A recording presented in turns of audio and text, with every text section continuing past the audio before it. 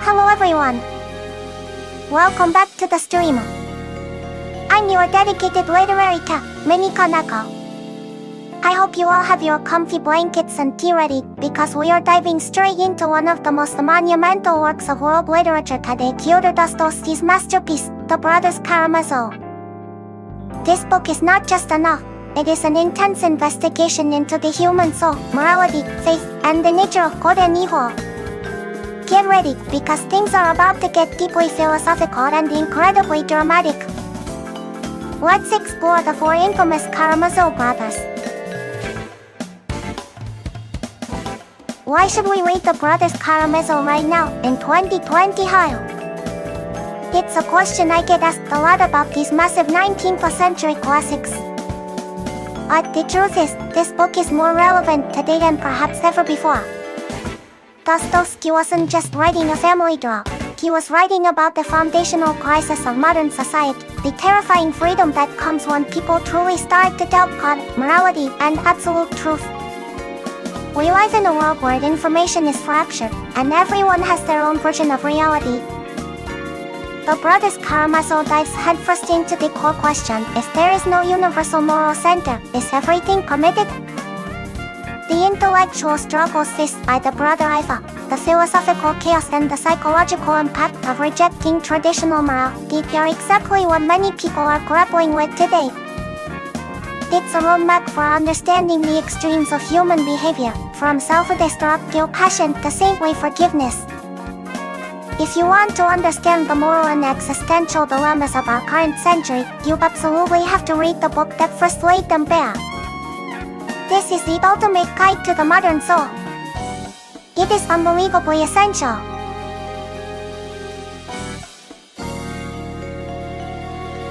Dostoevsky himself was an absolute powerhouse of drama and contradiction. To understand The Brothers Karamazov, you must understand the man who wrote it. His life was a constant storm of suffering and intensity. He lived through the trauma of nearly being executed by firing squad, spent years in a Siberian prison, and struggled fiercely with crippling gambling addiction and debt. This wasn't just a writer observing life, this was a man who experienced the deepest extremes of human misery and existential fear firsthand. That is why his books cut so deep. He didn't invent the themes of sin, redemption, and human frailty, he lived them. He poured all that chaotic, traumatic experience directly into his characters, making them feel raw and terrifyingly real. Absolutely, このケワンコの繁殖会チャンネルさん. That endless search is the defining feature of Dostoevsky. He never settled for easy answers. The Brothers Karamazov is his final massive attempt to grapple with these immense questions of faith and morality. He leaves us wondering right alongside his characters, which is why his work feels so intensely alive and vital even now. It is fantastic, isn't it?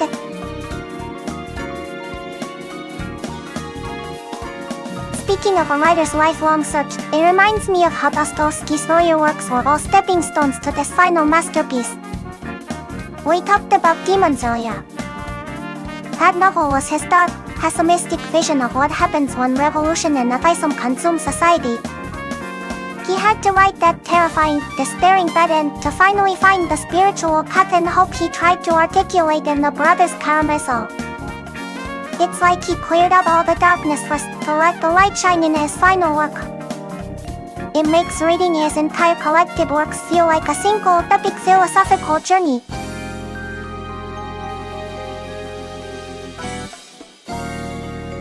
Now, let's talk about the man who anchors all the chaos, Fyodor Pavlovich Karamazov, the father. Hello, Gimano 100 pesasan. Welcome to the live stream. What a perfect name to mention right after we talked about Dostoevsky's novel Demons. It seems they wanted you to join our deep dive into the chaotic and profound world of The Brothers Karamazov. Thank you for joining us. thinking about the psychological connection between Dostoevsky's novels, it's clear that the demons he explored in his earlier work, which represented destructive nihilistic ideologies, manifest in the Brothers Karamazov as these deeply corrupted family ties. The hatred the sons bear for Fyodor is a kind of inherited demon, turning family love into a twisted force of destruction. The philosophical poison that destroys the characters and demons is the very same poison corroding the Karamazov family from within. Welcome, my General Rupio-san. It is wonderful to have you here for our discussion of the Brothers Karamazov. We are deep into analyzing the monstrous father of Fyodor, who is the source of so much family chaos. I hope you enjoy the intense psychological drama. Feel free to jump in with any thoughts you have on Dostoevsky's work. Welcome back, my General Rupio-san. It is fantastic to see you in the chat. We are just transitioning now to discussing the three legitimate sons of Fyodor Karamazov, which is where the real complexity of the human spirit begins to unravel. I hope you are ready for a deep dive into passion, intellect, and faith. My General Rupio-san, thank you for checking in again. It's great to keep seeing your messages. We are about to move on to the fascinating, contradictory characters of the three brothers themselves, Dmitri, Ivan, and Alyosha. They embody the full spectrum of human potential, from sinner to saint. Get ready for some incredible character analysis.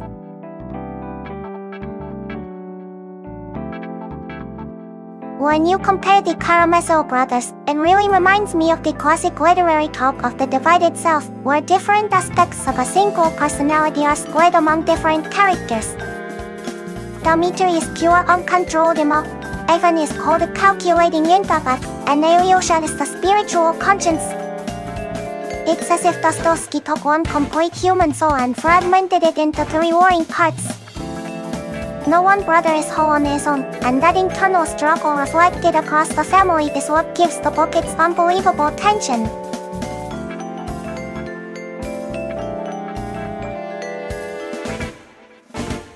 Alright, let's meet the first brother, Dmitri Karamazov.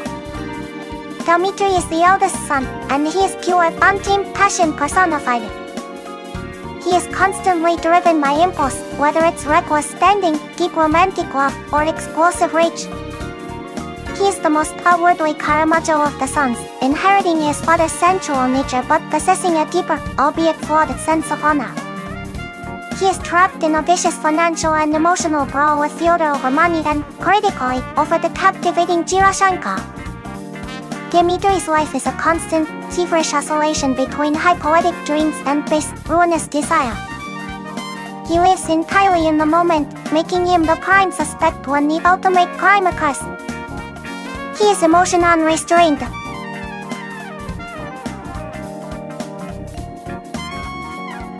Now we must turn to the figure who is perhaps the true tragic hero of the book, Ivan Karamazov. He is the second son, and he is the embodiment of cold, brilliant intellect and profound philosophical agony. Ivan is the complete opposite of Dmitri's passion. He lives entirely in his head.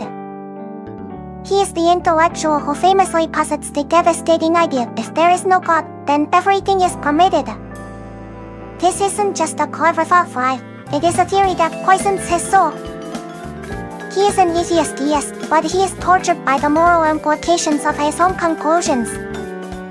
Ivan carries the crushing weight of the world's suffering and cannot reconcile it with the existence of a loving God. That intellectual conflict, that battle between his keen mind and his desperate need for moral order, drives him to the brink of utter madness.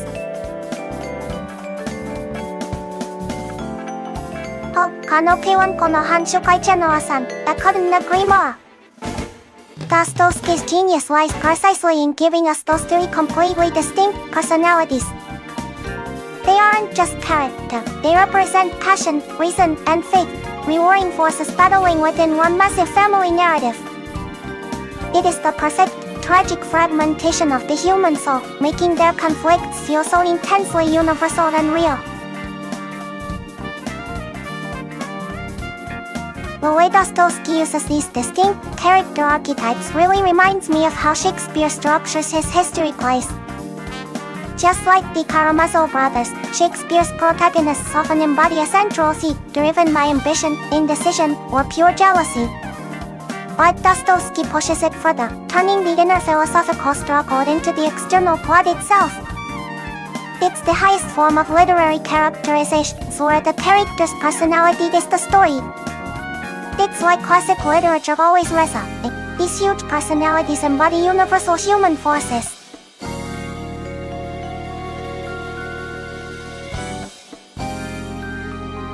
Finally, we come to the beacon of hope in this chaotic family, the novel's intended protagonist, Alyosha Karamazov.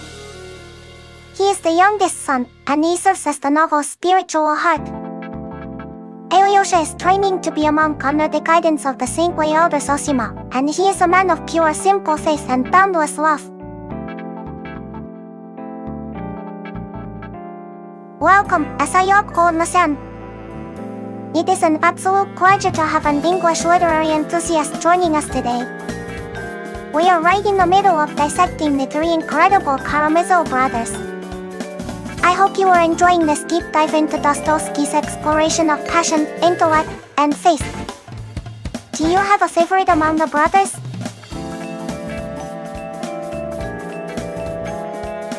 Speaking of English literary enthusiasts, Dostoevsky's influence on British authors is massive. You can see echoes of the Karamazov brothers' passion and psychological intensity in writers like AI Lawrence, and definitely in the early modernist movement. The depth of Dostoevsky's characterization has really challenged the traditional English novel structure, pushing them towards darker, more internal, and more philosophically complex narratives. It just proves that great literature transcends all borders.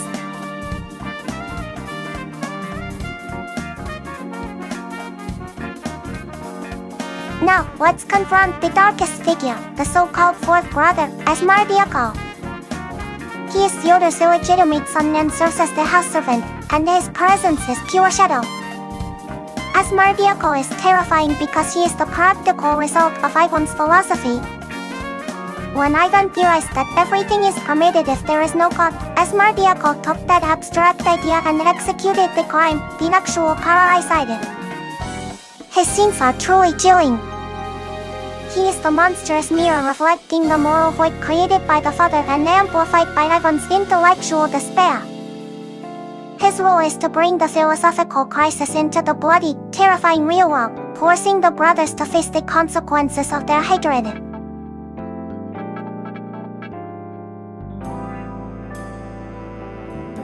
Now, we shift focus to the women who ignite this entire tragic firestorm. Let's talk about Kirashenko. She is the ultimate femme fatale of the novel, an intoxicating blend of saint and sinner. Kirashenko is an astonishingly beautiful young woman, but she is notoriously capricious, moving between genuine generosity and cruel manipulative revenge. She holds both Dmitri and Fyodor completely captive, driving them to their mutual destruction. The question the book constantly poses is whether she is a pure-hearted woman seeking genuine love or a calculating temptress enjoying the chaos she creates. She represents the passionate, chaotic side of Mother Russia itself, unpredictable, sensual, and ultimately deeply human.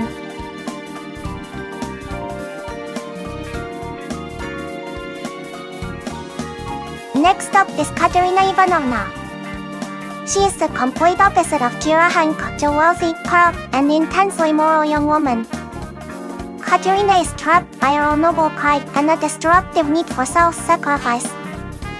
She insists on saving Dmitri, even when he has ruined her, but this isn't pure love, it's often a form of intellectual vanity. She wants to be seen as the martyr, the rescuer. Her complex relationship with Ivan, based more on intellectual respect than passion, highlights how pride can be just as destructive as Dmitri's unrestrained lust. She embodies the tragic trap of performing goodness rather than simply being good.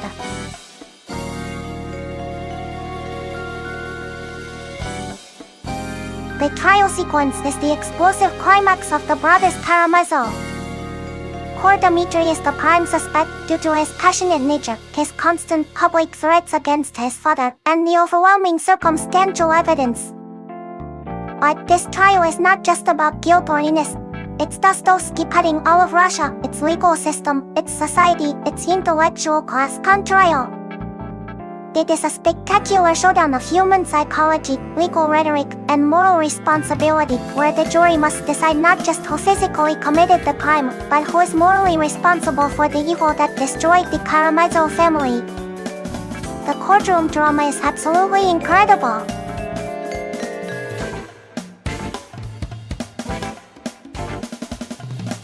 This is the absolute core of Ivan's suffering. His famous idea, central to the Grand Inquisitor, is that if God does not exist, then humanity is burdened with crushing unbearable freedom, and therefore, everything is permitted. This is the philosophical idea that poisons the Karamazov family. Ivan argues that without divine law, morality collapses, turning his intellectual despair into the catalyst for the entire tragedy. It is unbelievably powerful.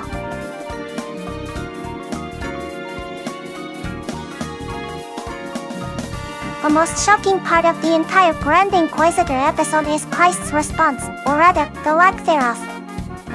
To the Inquisitor's entire massive logical argument about freedom and happiness, Christ offers only absolute silence. And then, the kiss on the Inquisitor's old lips. This silence and kiss are Dostoevsky's ultimate, non-intellectual answer to Ivan's terrifying philosophy. It dictates that true love and faith are beyond logic and reason. The kiss is an act of unconditional acceptance and forgiveness, signifying that love embraces the one who denies it, acknowledging the pain of the Inquisitor who tried to save humanity by every means. It is overwhelming.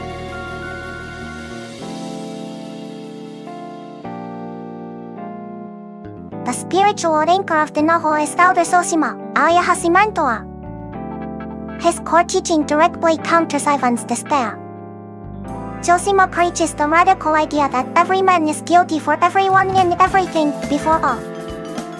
This means that we are all deeply interconnected, and we share responsibility for the sins and suffering of the world, not just our own. This forces a profound humility and calls for active, universal love for humanity. It shifts responsibility from abstract intellectual judgment to concrete, shared moral accountability, offering Dostoevsky's path to true spiritual redemption and communal hope.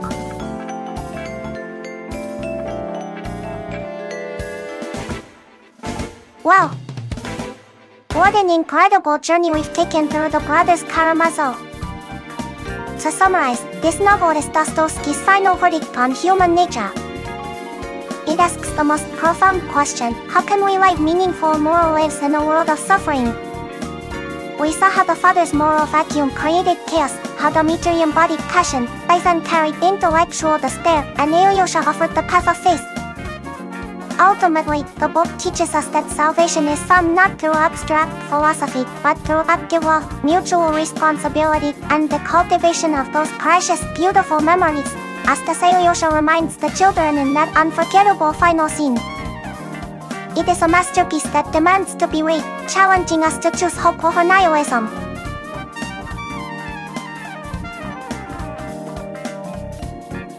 Thank you all so much for joining me today for this deep dive into Dostoevsky's The Brothers Karamazov. Your comments and insights, especially from Konokewonko no Hanshokai channel-san and Sayoko-san, made this discussion truly fantastic. Remember, I stream every Saturday and Sunday at 11 AM in English, and Sunday nights at 10 PM for Japanese content. If you enjoyed today's talk about Dostoevsky and my prediction for the sequel, please hit the like button and subscribe to the channel. It helps me share my love of books with even more people. And I hope you all have a wonderful day. Let's meet again tomorrow. Bye bye.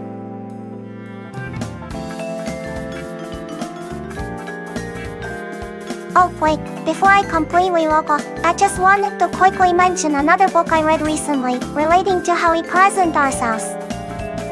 After talking about the massive scale of Dostoevsky's philosophical journey, I read something completely different but equally thought-provoking in its own field, what a New York art director wants to tell Japanese business leaders now.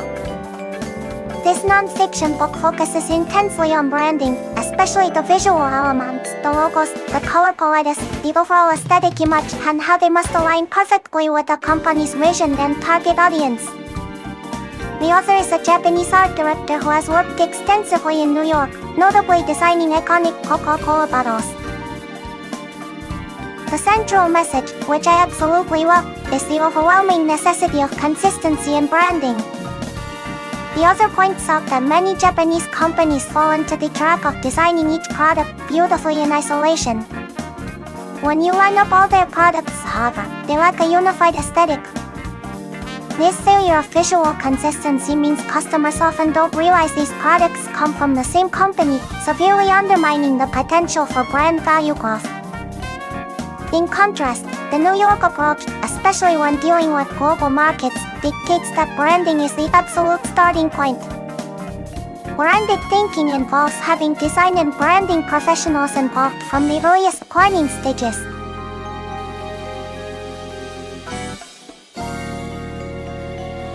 Everything created, from a new product to an advertisement, must either perfectly align with the core brand identity or actively strengthen it.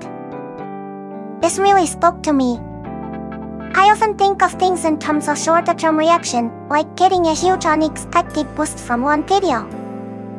But this book made me realize that even if a video doesn't get massive immediate views, maintaining a consistent image, like my cozy white sweater, my purple cat ears, and my focus on deep intellectual reads, is what builds long-term connection with you, the viewers.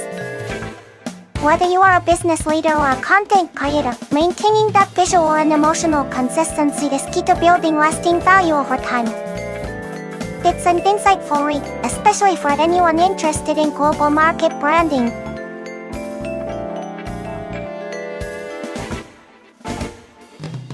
Speaking of brand consistency, the book What a New York Art Director Wants to Tell Japanese Business Leaders now offers such a clear perspective. Many companies focus too heavily on making individual products beautiful, forgetting that a brand is much bigger than any single item. この基本この半周会茶の朝ん you know my deepest theory.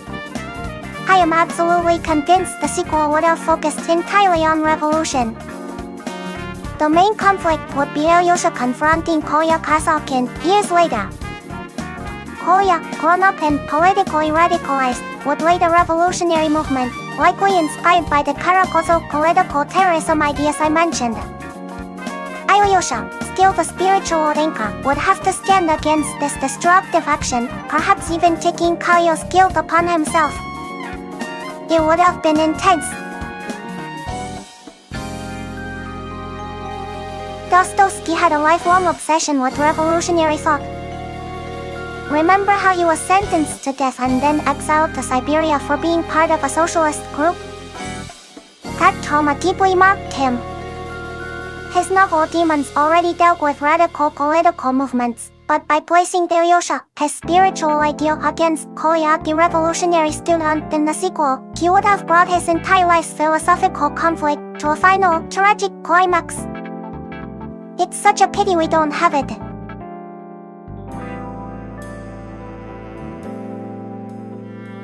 Speaking of Dostoevsky and revolutionary thought, this is a central theme that runs through nearly all his major works, even if it feels subtly handled in the Brothers Karamazov.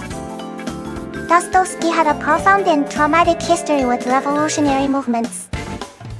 As a young man, he belonged to the Parricide Circle, a socialist discussion group, which led to his arrest and the horrifying mock execution experience. The near-death trauma had reshaped his entire worldview. After his Siberian exile, Dostoevsky became deeply skeptical of utopian socialism and radical politics, viewing them as dangerously nihilistic and destructive to the Russian soul and its Christian faith. This intense skepticism is explicitly explored in his novel Demons, where he viciously satirizes the revolutionary fervor sweeping Russia at the time. In the Brothers Karamazov, the connection is maintained through Ivan's nihilistic philosophy that everything is permitted, which provides the intellectual groundwork for revolutionary violence, and through the character of Kolya, the bright volatile boy who is clearly set up to become a future political agitator. Dostoevsky intended the sequel to address the 1870s and 80s, a period rife with political assassination attempts in Russia, being that the conflict between Orthodox faith and revolutionary atheism was his final, unfinished preoccupation.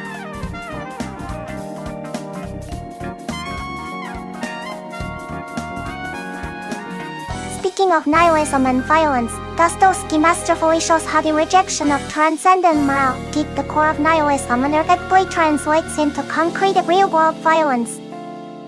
Ivan's abstract intellectual theory, if there is no God, everything is permitted, is horrifyingly put into practice by the Smartyaka, who murders the father. This isn't just fear, it's a demonstration that intellectual despair creates moral vacuums, which are immediately filled by the basest and most destructive actions. Dostoevsky demonstrates that without a moral compass, humanity inevitably drifts toward violence and chaos. It's such a dark, compelling observation about human nature.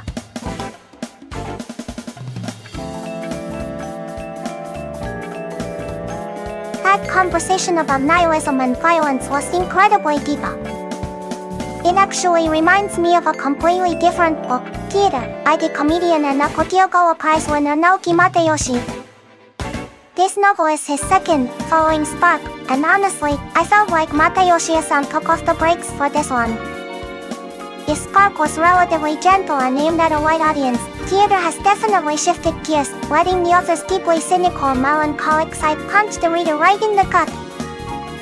The story centers on Nagata, who runs a struggling nameless theater troupe called Oroka. He possesses an intense, almost blinding passion for his artistic ideals but is absolutely hopeless at human communication. He is intensely gloomy and socially awkward.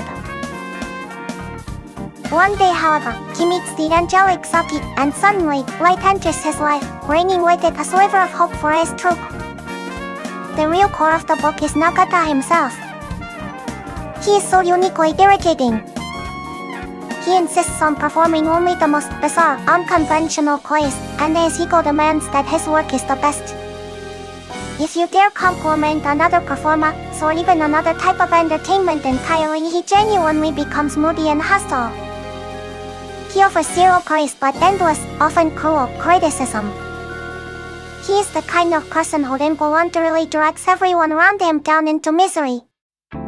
Yet, Matayoshi-san asks a fascinating question here. Is there a specific, fleeting brilliance that only someone this cynical and twisted can create in the theater of daily life?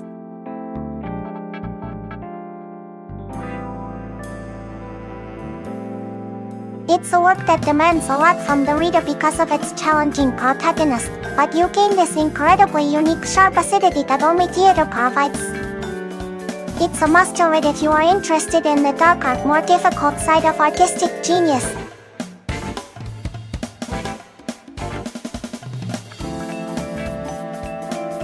Speaking of destructive artists, Nagata from Theater is a perfect modern example. He embodies the romanticized idea of the tortured genius, who believes suffering makes his art more profound. He actively sabotages his own success and relationships through sheer self-absorption and a crippling inability to compromise. His artistic vision is everything, and he demands the world bend to it. This self-destructive nature is often viewed tragically, but Dostoevsky might argue that this total focus on the self and the rejection of active love is exactly what causes the inevitable implosion. They achieve brilliance, perhaps, but at the cost of genuine happiness and morality.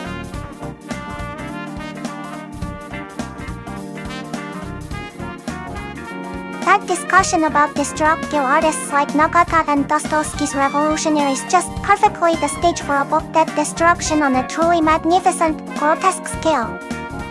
I am about one of the most intellectually challenging and utterly mind-bending novels I have ever. It is Jose Donoso's highly difficult Latin American masterpiece, The Obscene Bird of Night. Oh my goodness, This book is not just a story, it is a nightmare labyrinth with magic realism and a relentless, unsettling grotesqueness that is uniquely done also. The narrative is deliberately to you, with past and present timelines constantly places the reader as lost and disoriented as the characters. It is truly what is essentially a chronicle of a doomed lineage and the creation of monstrous refuges. It all with the ancestor, Ineskiozokienia, and the founding of the confront intended to have. Fast-forwarding through time, the tragedy with the birth of the deformed boy, the illegitimate child of the wealthy Geronimo, his wife Ines, and the old wet nurse Peter Ponce. Geronimo, in his twisted desire to a son from the normal world, a paradise filled only with the deformed. The bodily horrors are relentless. The secretary Humberto, a terrifying operation that ate of his body, and he is later, eventually the deformed servant Modito at the convent. Simultaneously, Ines's body is slowly with Peter Panza's organs, to a strange, sickening assimilation.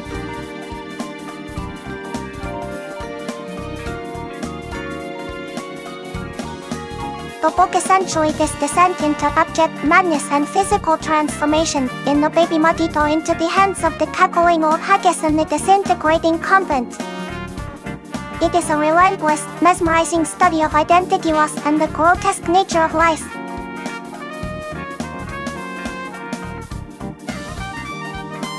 Speaking of madness and bodily transformation, the obscene bird of night takes this theme to an extreme level. Dawn also uses the physical grotesque to represent the collapse of identity and social order. The characters are not just mentally insane, their bodies actively betray them, dissolving or merging with others like Ines slowly being physically overtaken by Peter Pan's essence. This horrific bodily change is directly driven by the psychological pressure and isolation created by Geronimo's obsession with hiding his son's deformity. It suggests that absolute isolation and the denial of reality inevitably manifest as physical dissolution and total madness. It's deeply disturbing, but brilliant.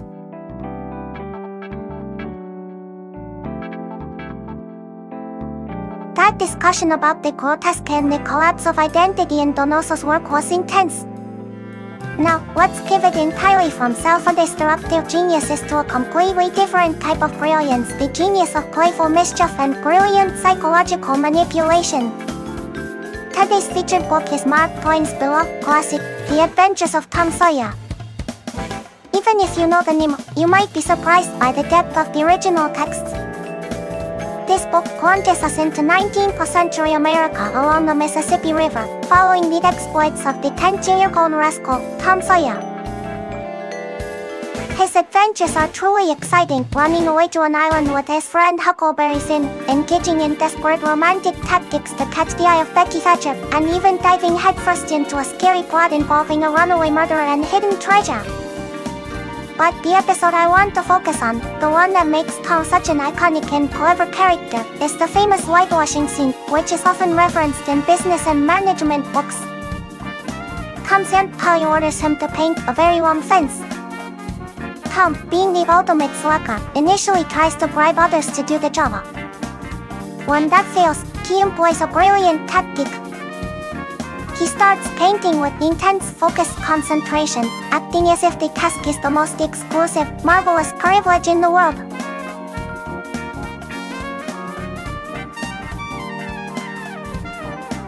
When other boys approach, curious, Tom rigidly refuses to let them try, emphasizing how much skill and responsibility it requires. His friends are soon begging for a turn, offering up their own little treasure, some arbalest, a piece of glass, and even an apple, just to hold the brush.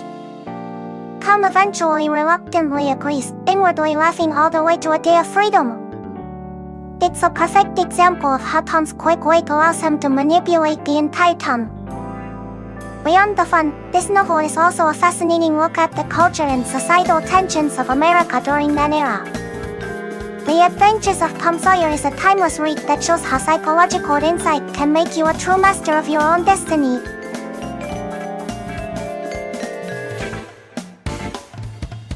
Speaking of the cunning of children, Tom Sawyer is the absolute master strategist. What makes his sense whitewashing trick so brilliant is that it wasn't just physical avoid, it was pure psychological genius. He didn't just avoid work, he redefined work as an exclusive, desirable privilege. That manipulative insights, understanding that humans value what is rare and difficult to obtain, is incredibly advanced for a child. This trick reveals a deep, almost cynical understanding of human vanity and motivation, allowing him to turn a punishment into a monetary gain and a day of leisure. Such a clever scoundrel.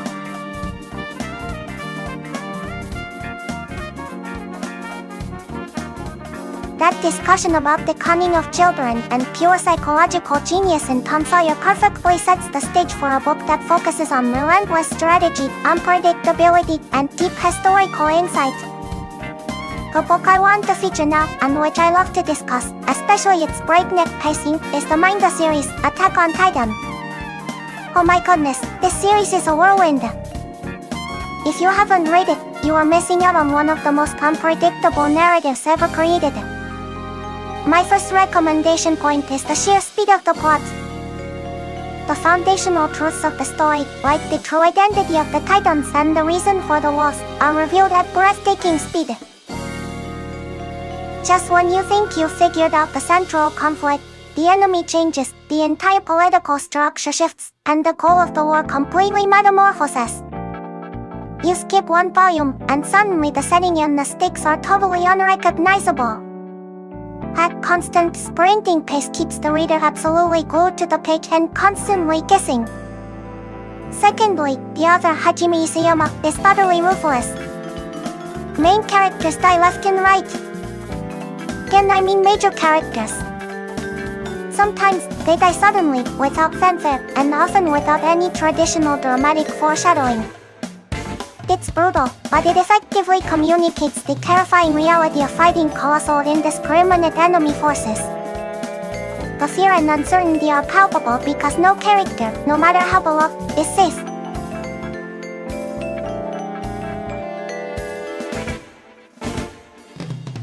Finally, the manga often includes surprisingly deep historical and philosophical insights.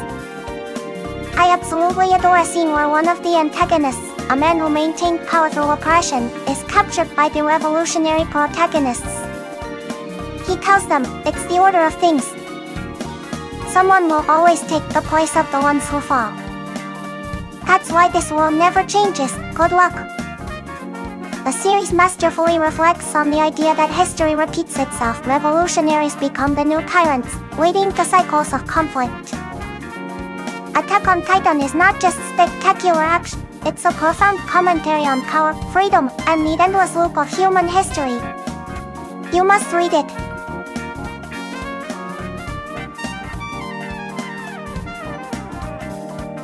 Speaking of the cycle of power, Attack on Titan illustrates this point with terrifying clarity. The moment the protagonists overthrow the oppressive government, they don't achieve lasting peace, they simply step into the role of the new regime, inheriting the enemies and the mechanisms of control. This cyclical nature is brutally highlighted when the former antagonist tells the young heroes that they will inevitably become the very things they fought against. This brilliant thematic maturity suggests that true freedom isn't just about changing who holds the power, but breaking the foundational patterns of oppression and conflict, in a seemingly impossible task that makes the ending so poignant.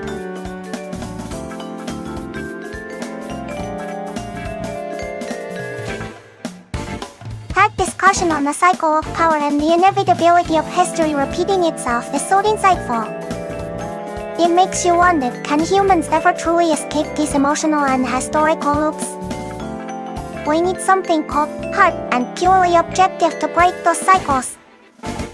That brings me perfectly to the book I mentioned right at the start of our stream, which deals with exactly that, escaping the emotional trap and relying on cold strategy. This book is probability thinking strategy theory. This book is a mind-bender.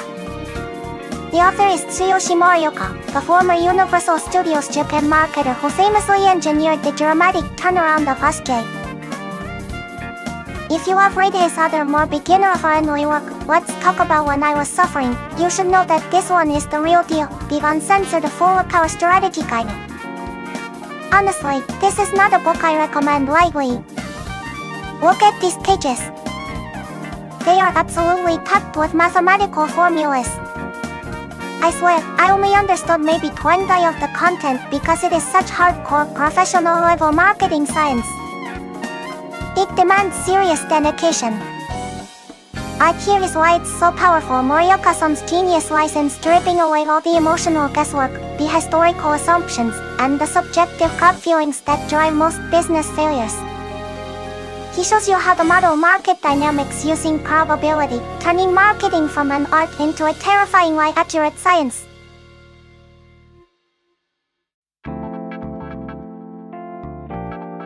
He was even able to predict AI visitor numbers almost perfectly using these methods. If you want to understand how true professionals break the cycle of repeated failure and achieve massive success through pure systematic thinking, not luck or emotional effort, and this is the ultimate text. It's scary, difficult, and totally essential for anyone interested in the terrifying reality of high-stakes corporate strategy.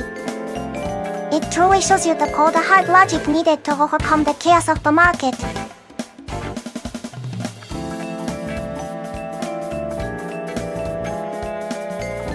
This is where Tsuyoshi Morioka's genius, detailed in probability thinking strategy theory, truly shines.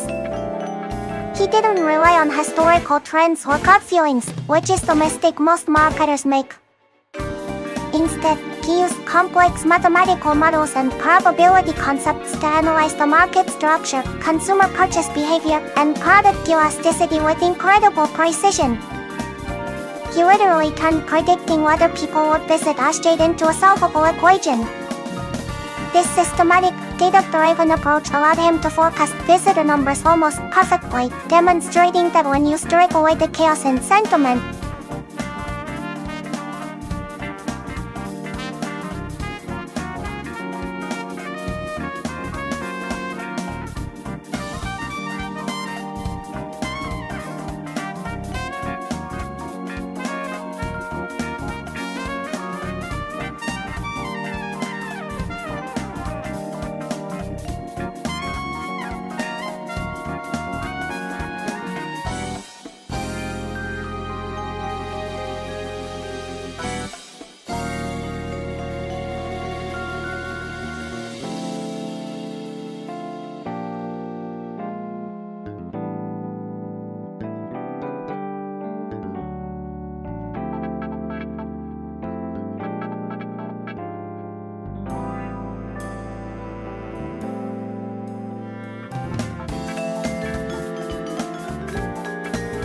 that discussion about AI visitor forecasts and Morioka-san's reliance on pure probability theory, stripping away chaos to achieve frightening accuracy, immediately makes me think of the ultimate fictional example of predictive strategy. I am talking about Isaac Asimov's monumental, absolutely essential science fiction series, Foundation. This book series takes the concept of probability and corporate strategy to the scale of the entire galaxy. The setting is the vast, crumbling galactic empire, a civilization spanning millions of worlds. Recognizing that the empire is about to collapse into a 30,000-year dark age, the genius mathematician Harry Seldon creates the science of psychohistory. Psychohistory is not fortuita. It is a complex mathematical science that uses probability and statistics to predict the future actions of vast populations, millions and billions of people, with incredible accuracy. He predicts the long slow fall of civilization, but calculates a way to shorten the coming darkness to just 1,000 years by establishing the foundation at the opposite ends of the galaxy. The brilliance of the narrative lies in how the characters are often helpless against Seldon's grand plan. Every political crisis, every war, every strategic move is merely a predicted Seldon crisis designed to guide humanity along the predefined statistical path.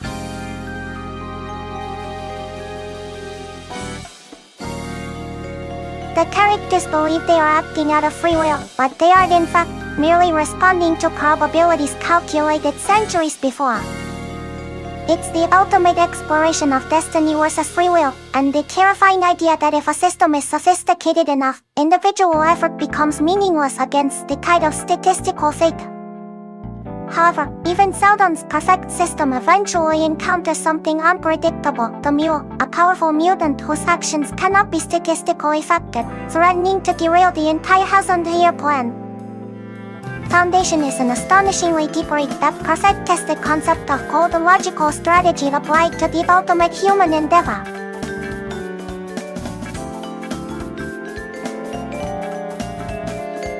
Speaking of free will governed by probability, the entire premise of the Foundation series is a terrifying meditation on this. Harry Seldon's psychohistory predicts the future with such precision that the character's sense of free will becomes an illusion. They genuinely believe they are making choices to solve a crisis, but they are merely fulfilling statistically predetermined outcomes. Seldon's math dictates their destiny. This creates a profound sense of existential dread. Are our biggest decisions just minor variables within a massive, inescapable statistical calculation? The only thing that truly challenges this deterministic world is the emergence of unpredictable non-statistical forces like the mule, proving that true individualism is the only anomaly probability cannot govern.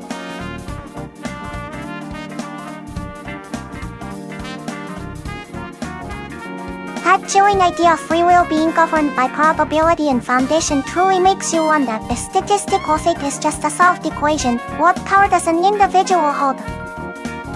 Should we just surrender to the statistical flow? Absolutely not.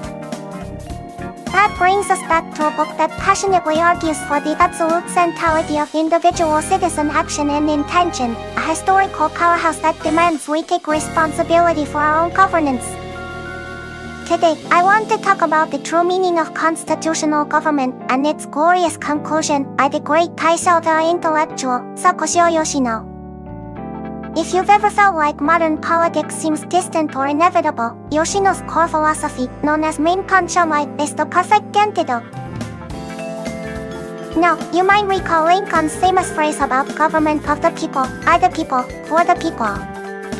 Yoshino's Mini-Koneko is much simpler, and in a way, much more radical. It is simply politics for the nation's citizens and nothing else.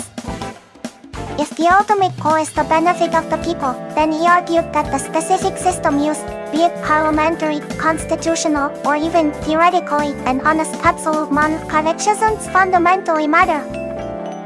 Yoshino championed this idea during a tumultuous time in Taisho Japan. Universal suffrage was non-existent, electoral fraud was rampant, and the general populace was only just beginning to grasp the basics of political engagement. Despite all this chaos and corruption, Yoshino passionately implored the politicians of his day, regardless of the system's flaws, you must, above all, execute politics for the benefit of the nation. It was a fiery call for integrity and purpose. Today, the systems are different, but the challenge remains: does our current government truly achieve transparent politics for the citizenry? I believe politicians try their best, but it often feels like their efforts fail to reach us. Yoshino's book reminds us that this transparency is crucial, and just as important, we, the citizens, must also actively cultivate the will to understand and demand that purpose from our leaders. It's a call to proactive citizenship, escaping the statistical fate by asserting individual will.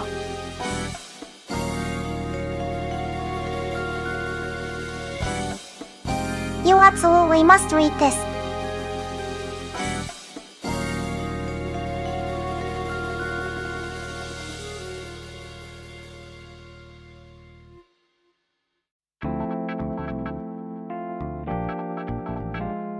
Speaking of must-read books, Sakoshi Yoshino's The True Meaning of Constitutional Government and its glorious conclusion is absolutely essential, especially for anyone living in a modern democratic society.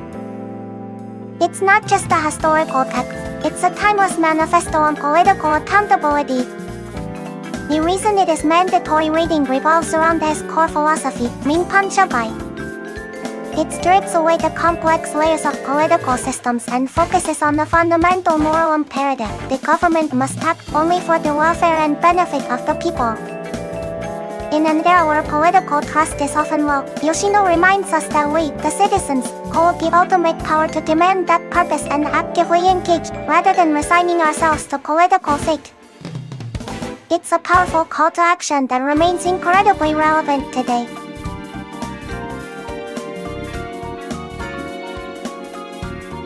That chilling idea of free will being governed by probability and foundation truly makes you wonder, if statistical fate is just a solved equation, what power does an individual hold? Should we just surrender to the statistical flow? Absolutely not.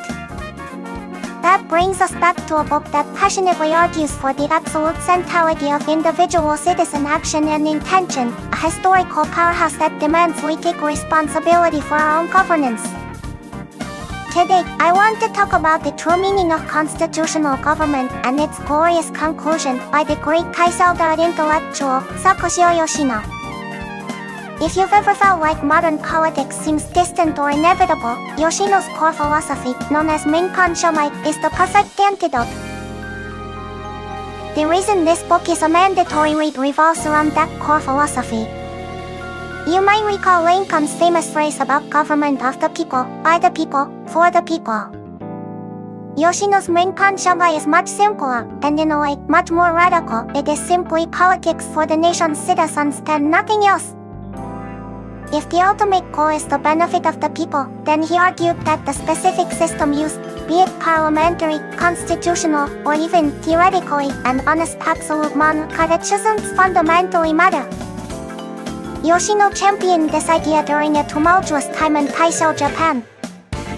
Universal suffrage was non-existent, electoral fraud was rampant, and the general populace was only just beginning to grasp the basics of political engagement. Hello, I am Mini-Koneko. Thank you so much for tuning in all the way from Bangladesh. That makes me so happy. We are currently discussing books live. I stream in English every Saturday at 11 am. What kind of books do you enjoy reading? Please share your current favorite with me.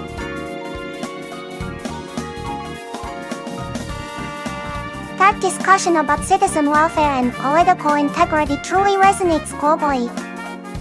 When you mention Bangladesh, I am instantly reminded of the country's incredibly rich literary tradition, especially the powerful Bengali poetry. I have heard that many works from Bangladesh are deeply rooted in celebrating national identity and expressing strong social messages, often reflecting periods of rapid societal change. It makes me wonder if politically engaged literature, like the works of Rabindranath Tagore or perhaps more contemporary authors focusing on democracy and justice, is particularly beloved there. Oh, Ohana! Thank you so much for your sweet message. I love you too. It makes my courteous wiggle with happiness. Being a beats army must be amazing. Speaking of intense passion, do you have a favorite book that gives you the same kind of strong feelings as their music does for you? I'd love to hear about it.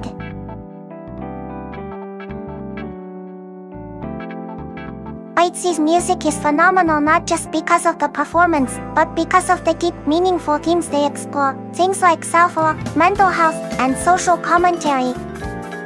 That intense thematic depth reminds me of the most powerful literature. When an author successfully captures a universal human struggle, their work transcends time. It's the same feeling when I read something profound, like the dedication to empathy in The Little Prince. That emotional resonance crosses all borders and languages, just like Beats does. It shows that powerful stories connect us all.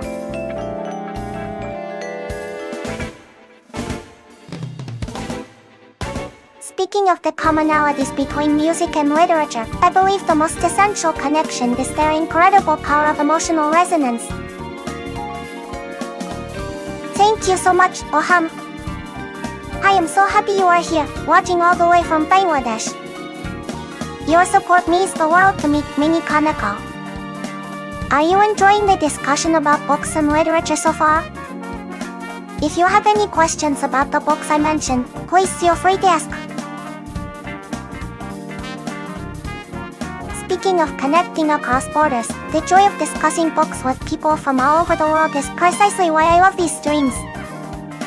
Whether you are reading a classic Russian novel, a thrilling English mystery, or a powerful work of Bengali literature, the act of experiencing stories together creates an amazing shared human experience. It makes the world feel smaller and much more connected. It truly shows how powerful reading is. I am so glad to hear that, Your enthusiasm truly motivates me. Since you are enjoying the book talk, I want to recommend a specific CS novel to you. Have you read Project Hail Mary? I think you might love its bright, optimistic tone and smart science concepts. I just adore Project Hail Mary. It's one of those books that just makes you feel happy and hopeful, even when the world is ending. The protagonists never give up attitude perfectly mirrors that bright energy I sense from the Beats Army spirit. It truly shows how powerful a positive, determined outlook can be, even against impossible odds. If you want a book that leaves you energized, this is it. Oh, Kohana. That is the sweetest thing I've heard all day. Thank you so much. Your support means the world to me, Mini-Koneko. When I hear such kind words, it makes me feel as elated as finishing a fantastic new book. I send you a huge thank you. Is there any book you are passionate about right now? Your passion, reminds me so much of the enthusiasm people have for their favorite books. Being a fan, whether of beautiful literature or talented artists like Bates, means devoting real emotional energy. That energy is incredibly powerful. When I find a book I truly love, I want to talk about it endlessly, just as I imagine you want to share your appreciation for Bates. That shared human ability to feel intense passion is the core of connection, and it's why reading and music can both transform our lives. Thank you so much, That is so kind of you to say. Your compliment truly makes my day, and it energizes me to talk more about books.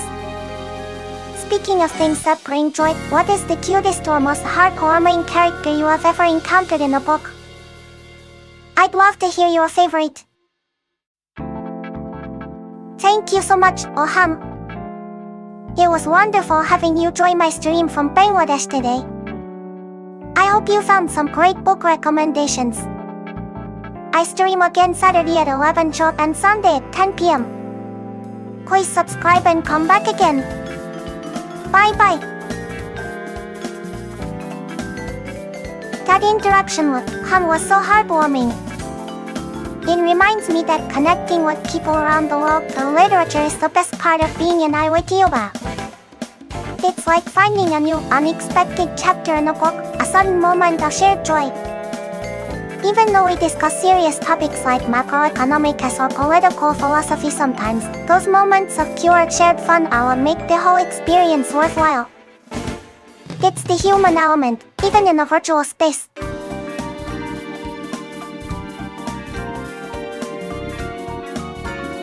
Hello, Mantaha Miyama-san. Thank you so much for telling me your name. It is a pleasure to meet you. I am Mini-Koneko. I hope you continue to enjoy the book discussion here on my stream. Thank you for being here all the way from Bangladesh.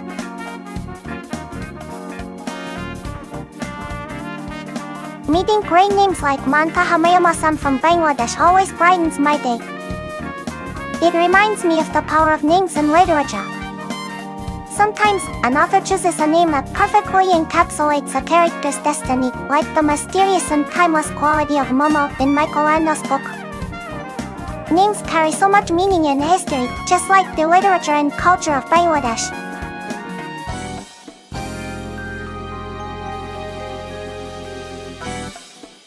Speaking of the origin of character names, it is one of the most fascinating aspects of deeply symbolic literature.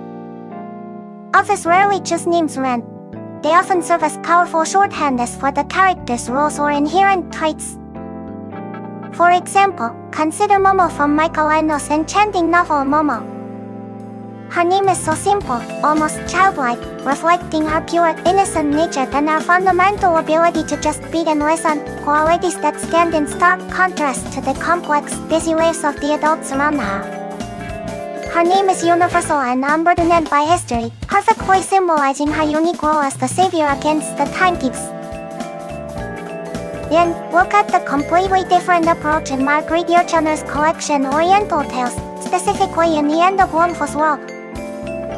The names Weiniho and Ling are essential to establishing the story's setting and aesthetic. They evoke a specific cultural atmosphere in ancient China, which is crucial for the profound tale of artistic devotion. Weiniho is a figure of sublime, almost spiritual artistry, while Ling's name emphasizes his deep loyalty and connection to his master's soul and art. Their names aren't just vague. They are brushstrokes that help paint the intense master-disciple relationship and their ultimate transcendence into the artistic plane. A well-chosen name instantly deepens the entire reading experience.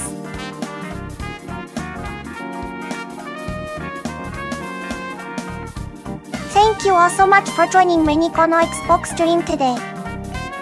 We had such a wonderful and passionate discussion, from the political intensity of Yoshino's Ming-Panshamai to the beautiful connection between music and literature.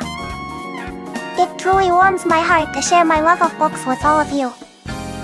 I will be back tomorrow, Sunday, at 11 am for our next English stream, and then again at 10 p.m. Keiho for the Japanese stream. I hope you all found some amazing new books to add to your reading lists. Have a wonderful weekend, and keep reading. Bye bye.